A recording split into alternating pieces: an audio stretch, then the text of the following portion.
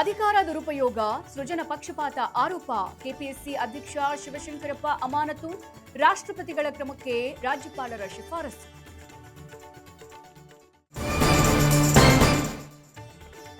ವಚನಾನಂದ ಶ್ರೀ ವಿರುದ್ಧ POCSO case, ಇಂದು ಜಿಲ್ಲಾ ಕೋರ್ಟ್ನಿಂದ ಅಂತಿಮ ತೀರ್ಪು, ರೆಗ್ಯುಲರ್ ಬೇಲ್ ಭವಿಷ್ಯ ನಿರ್ಧಾರ.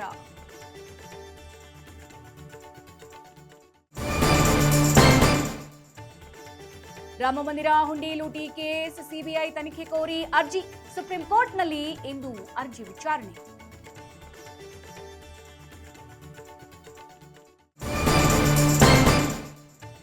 ಥೈಲ್ಯಾಂಡ್ ಪಬ್ನಲ್ಲಿ ಭೀಕರ ಅಗ್ನಿ ದುರಂತ, 27ಕ್ಕೂ ಹೆಚ್ಚು ಮಂದಿ ಸಜೀವ ದಹನ, ಮತ್ತಿನಲ್ಲಿ ತೇಲಾಡುತ್ತಿದ್ದವರು ನೇರ ಮಸಣಕ್ಕೆ.